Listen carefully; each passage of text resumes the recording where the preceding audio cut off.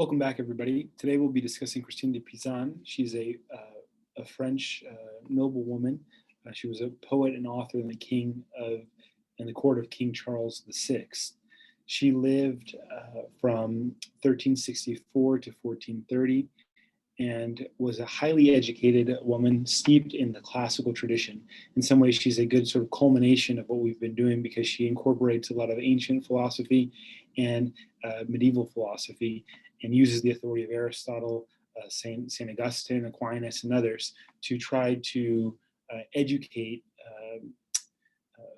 all of Europe about how you should try to tame a prince, how to educate a prince in order to be a good prince and to rule nobly and virtuously. She wrote, interestingly, she wrote a poem about Joan of Arc, and after her famous victory, and she died before Joan of Arc was executed in England. So, very important woman and very interesting life. She's also very interesting because she takes up the question of her female sex, and that there may be assumptions that she is not capable of philosophizing, but she wants to say no, she is capable, and shows us this by her very learned discussion of how to raise a prince. Now, she takes up this question of sex at the very beginning of her book, the Book of the Body Politic. Now, we won't be reading the whole book, but I think just the first few chapters can give us a real taste of what she's doing, and it'll help us understand how Machiavelli later on is going to depart from this ancient and medieval tradition of how to educate princes. Now, she starts at the very first chapter. She says that there's sort of an assumption that women are ruled by their emotions and cannot reason philosophically.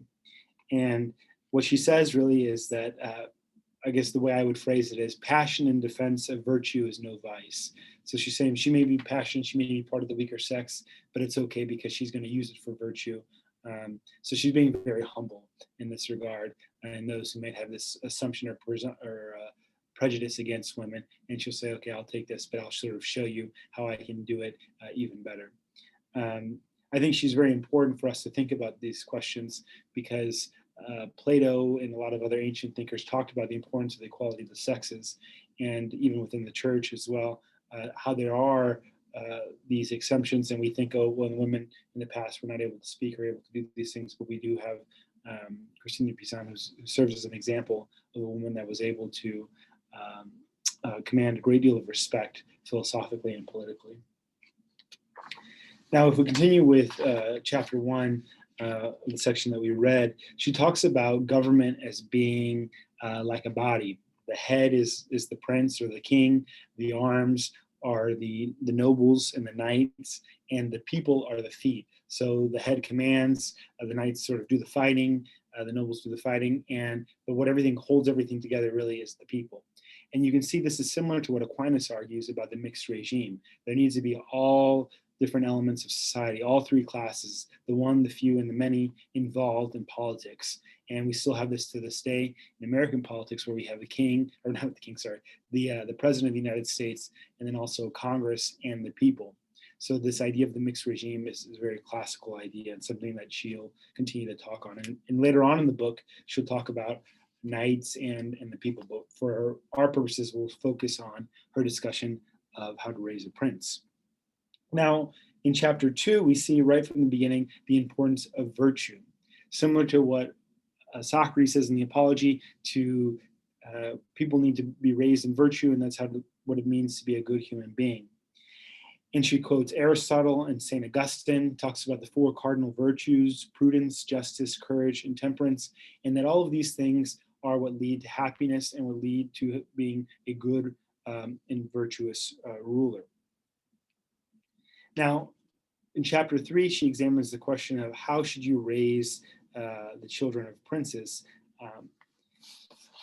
And she basically says you need to raise them in the faith. They need to go to mass, do their prayers, and you need to find a very good tutor. Now, she gives the example of Alexander the Great, who was tutored by Aristotle. And she says a philosopher would be great, but actually what would be even better would be somebody with good morals and who loves God. So the love of God, in some ways, is the pinnacle, the source and the summit of the virtues, these Christian principles of love, hope, and charity.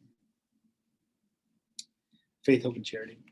Now, she continues to say, besides loving God and being educated in God and having a good tutor, you also need to have the young prince learn Latin, read books, learn the difference between good and evil. This is very important.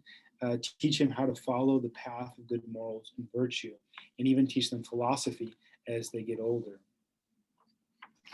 And ultimately, her main lesson is that virtue leads to the greatest good and vice to the opposite.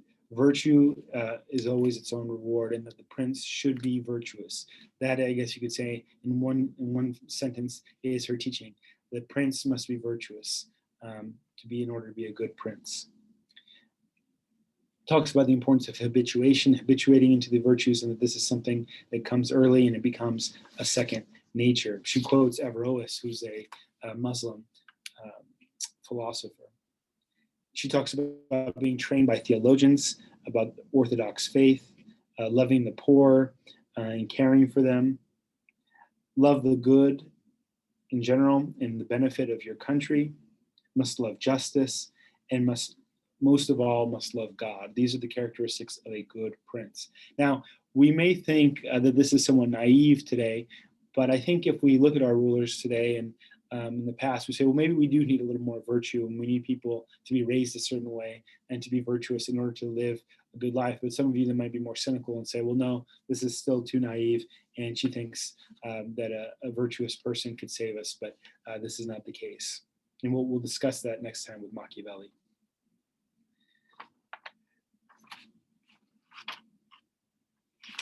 Now, she also says that the prince should care for the welfare of the church and should be concerned with the church and is a vicar of the church here on earth. And a vicar just means like a leader over the church or an example. So the Pope is the vicar of Christ.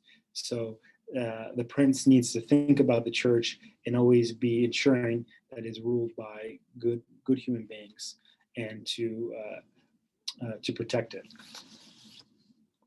And she even talks about not taking the Lord's name in vain. And this is where some of you might say, well, this is kind of an old grandma telling us these things. You can't take the Lord's name in vain, and you need to forbid certain things in immorality. But again, this kind of goes back to Aquinas talked about, that you can't really have a good country without virtuous citizens. In order to have a strong and sturdy house, you need good bricks. And this is what she's teaching with virtue. We need a good prince, a virtuous prince, but we also need a virtuous people. And lastly, she talks about being a good shepherd. This is reminiscent of Christ. Christ is the good shepherd, and the prince needs to take care of his sheep like a good shepherd. She quotes Aristotle and says that tyranny is when prince prefers his own good over the public good. So a good king, a virtuous king, is one who prefers the public good over his own good, and that's an important distinction. Machiavelli will completely disagree with this, and we'll see this next time, where he'll give some advice that might even be considered to be evil or wrong. But it's an interesting comparison, and we'll continue the discussion of Christine de Pizan next time after we read Machiavelli, and it'll be really interesting to compare the two. I'm looking forward to reading your essays and comparing Machiavelli and Christine de Pizan. Until next time.